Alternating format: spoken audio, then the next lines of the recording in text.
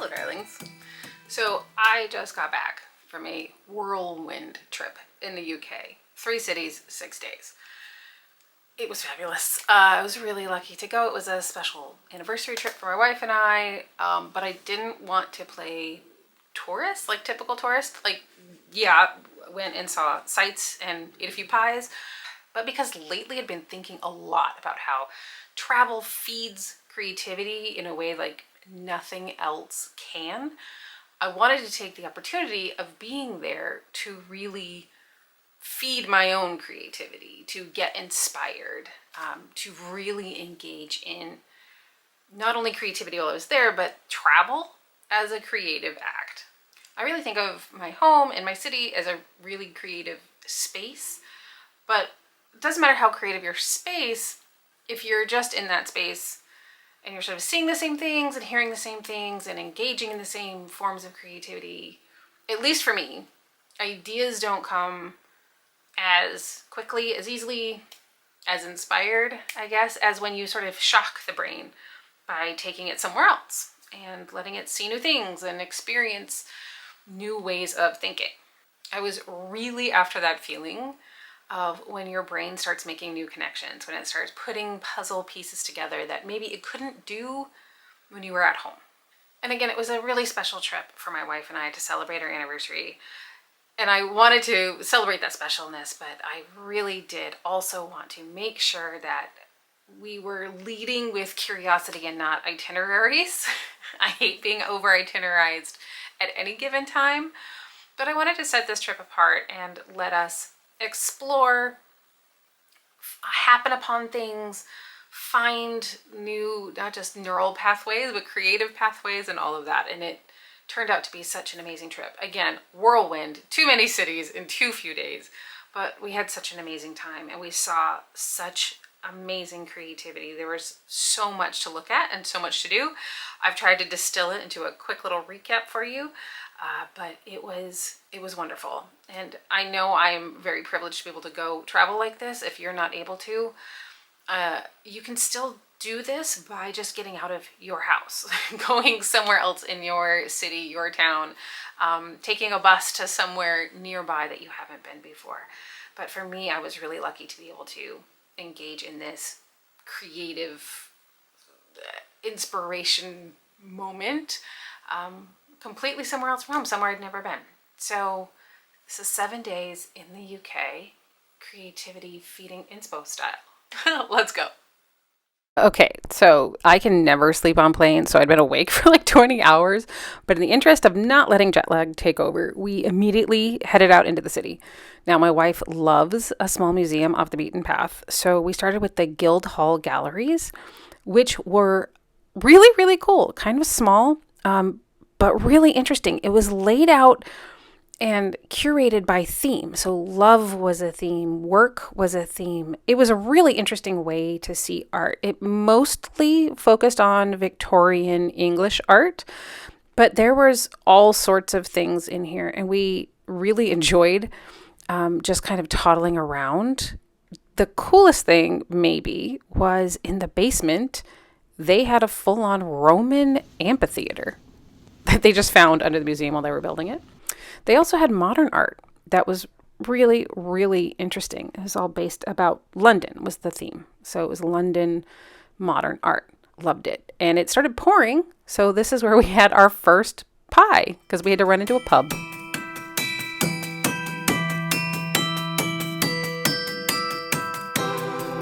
After the rain deluge, we headed over to the Tate Modern in the afternoon.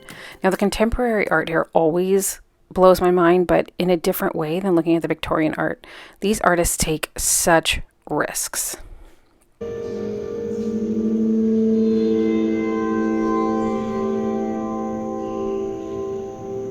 These artists really push boundaries I don't really think about existing.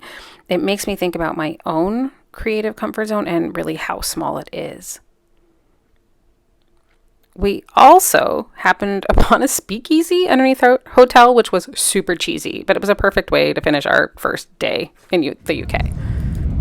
Hoof it the next morning to make our first train, which was London to Edinburgh. First off, this place is looked over by a castle, like a gorgeous, legit castle. But, you know, I can't resist a good vintage find. And Stockbridge in Edinburgh is like vintage heaven. There were antique shops, op shops, true vintage shops, like galore. There were amazing bookstores to poke around in. And it was raining, so we kept popping into most of them. Now, I love, love, love looking at vintage when I travel. It's one of my favorite ways to commemorate any trip, and it's to buy a vintage piece that I love, and that is a souvenir that I can wear. I picked up a few bits and one big item I'll show you later. I bought this buckle, not because I have a project for it, but because I just thought it was so pretty. Like, look at the craftsmanship of this thing. The next day, we got caught in another huge deluge. So we ended up taking refuge in the first building nearby, which was the National Galleries of Scotland. This place was seriously a treasure trove of every kind of painting you might be into. They just had Rembrandts, like, casually placed on the way to the bathroom. We ended up spending such a long time in here simply because there was so much to look at. And the rain hitting the really large skylights just added to the ambiance for sure. And what's strange about this is it wasn't a planned stop. But I was irrationally angry when it was time to leave because there was so much to see. And I was weirdly upset that I hadn't scratched the surface and I'd be leaving the city in just a few hours. Like, I was like a kid that didn't want to get out of the pool. You had to pull me out of there kicking and screaming.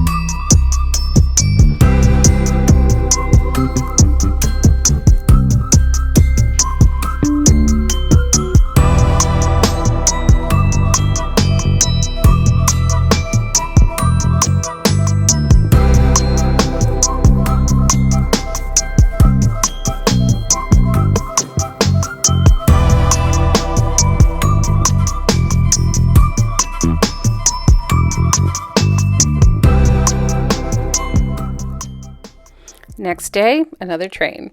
We left Edinburgh and headed to Glasgow to meet up with a friend and to see more art. Glasgow was fantastic. It really is so much bigger than I thought. I loved the mix of old buildings and new architecture. It just reminds you that people have been creating and solving problems and making beautiful things forever. I didn't record as much as I thought I would, but it's because I was enthralled with noticing details that I would have missed otherwise.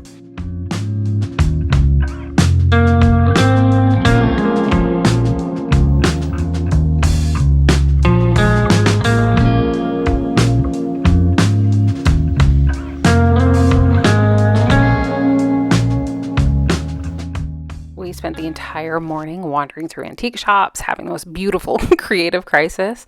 Like, look at all of this. Centuries of human creativity, innovation, and beauty made just for the sake of beauty. Ugh, I could have stayed here for hours.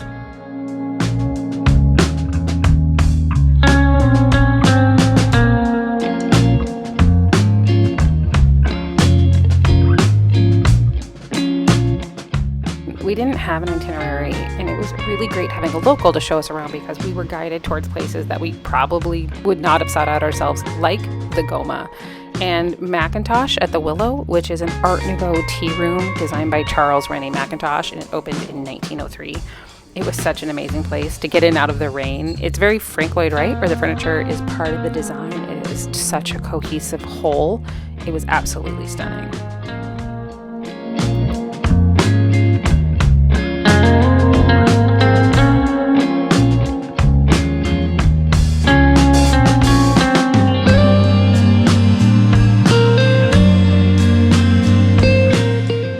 Was day 6, our final train back to London. We were really sad to be leaving Scotland, and we know that if we're ever able to come back, we will definitely give ourselves more time. But we decided to spend the last night of our anniversary trip at the American bar at the Savoy. It was really the last evening, and by then my brain did feel completely rewired. So I brought all this stuff home. I mean, not just stuff, but like inspiration and a mindset shift. Truly, I feel like I've remembered something about creativity that I'd forgotten. That it's not just about making things or being productive. It's about staying curious, staying open, letting new experiences in. And letting new experiences change how you see the world by seeing the world. I'm already thinking differently about my creative practice. Not just the projects I want to start, of which there are many, but the approach I want to take. I absolutely want there to be more wandering, more willingness to get curious, more willingness to let ideas develop naturally, like instead of forcing them, right? I've been back for a few days now, and I really catch myself sort of looking at my space, my surroundings, my project piles and lists with new eyes. I filled my notes app while I was on this trip with patterns I was interested in, new hairdos I saw that I wanted to do, colors, textures, books I want to read, techniques I want to try. It's really like my creative brain was fizzing and popping like friggin' pop rocks. I barely kept up with writing it all down. There was no way to write it all down.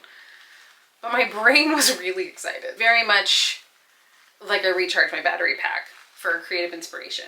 And since I can just look at my notes app whenever I'm feeling stuck, when I'm feeling stagnant, whenever I need to kind of reboost that battery. Now, travel as a creative act isn't just about seeing beautiful places, although Scotland, full of those.